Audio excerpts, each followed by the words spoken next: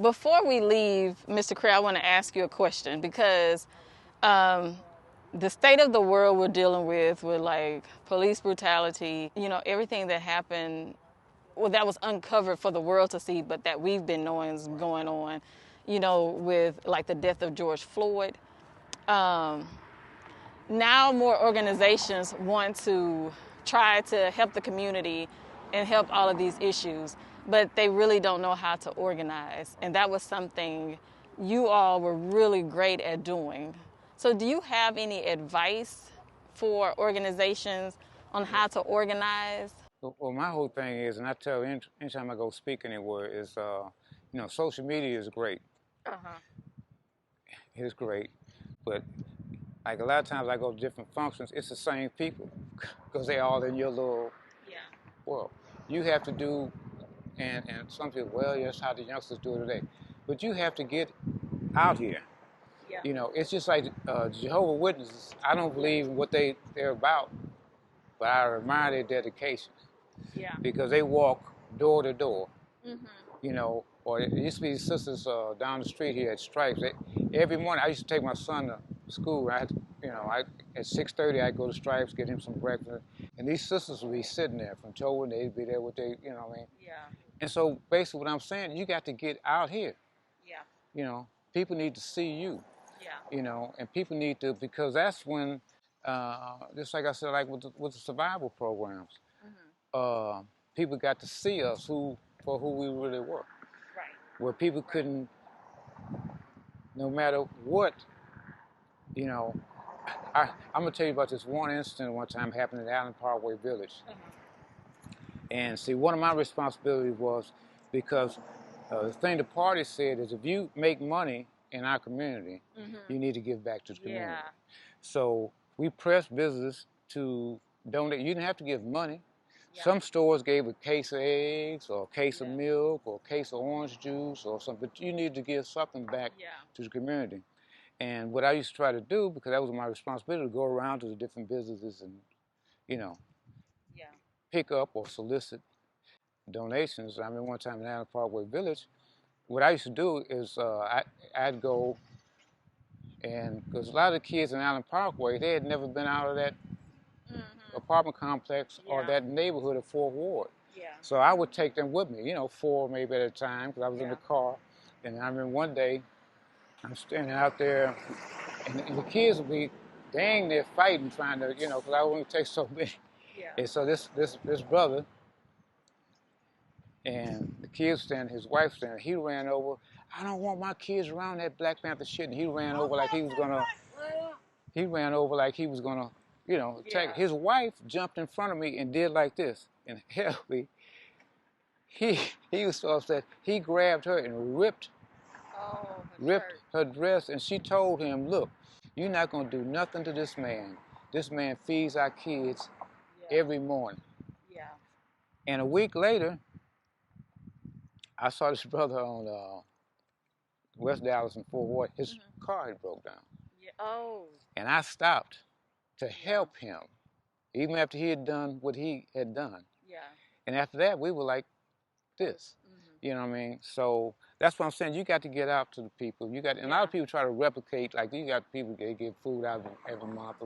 But I mean, the government's already, you got to find out what the particular issue is in that neighborhood. And you got to focus on that because you can't replicate.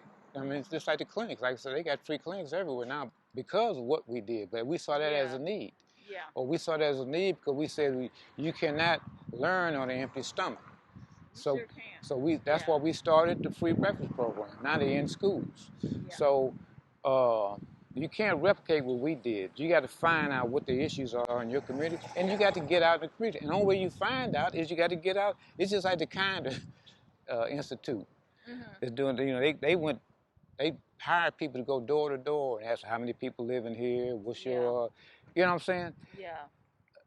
Because you got to know and then they ask them, well, what is your, biggest concern or whatever. People don't want to do that. And I think one of it is because we live in the belly of the beast.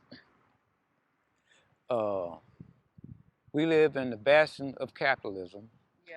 And the way they solve everything is with money. I remember my friend Kofi asked me, back in before Trump even got elected, before George Floyd, he asked me what did that time remind me of. I said, remind me of the late '60s in America, where you're getting back to they talking about we need law and order and when the Floyd thing happened, I told him, I said, now watch what's gonna happen. They're gonna throw money at it. Yeah. Because that's what they do. Yeah. And next thing you know, it's okay. We give them three. I mean, this is different corporate. We give them $3 million to the NAACP. We give them $2 million to the Urban League.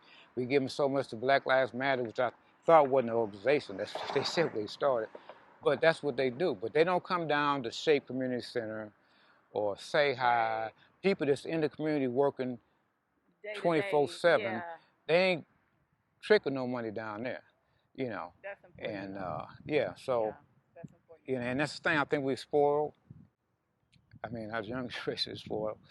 You got the games, and you got the twerking, and you got the what I mean. So you're distracted. Yeah. And that's what they want you to be. Even if just like I talked about the bottom, you can go down to the bottom, and I bet any house you go into, they got a big screen TV. They got an iPhone, and they got all the things in it, but they broke. And poor, on food stamps, and So that's my whole thing. But you got to get in the streets. That's what we did. That's what we called it. It's grassroots organizing. You got to get out in the streets. So like I say, social media is great because it gets out there. But then you only got that certain circle. That's And then I tell people all the time that these are not your friends. I got people be putting personal stuff on there. That's not your friends. You know what I'm saying?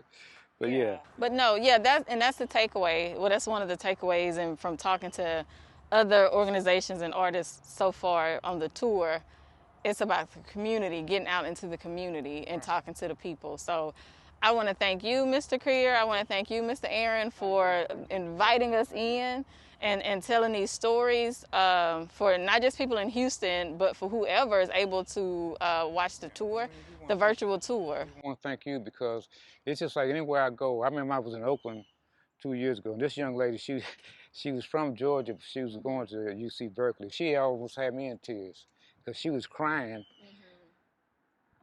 and thanking me for all the things we did. But like I told her, and I told any young person I meet, that no, I want to thank you because if you are not here and if you're not doing anything, well, everything we did was for nothing.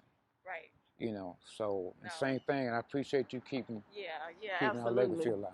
Yeah, love you too. Yeah, thank you.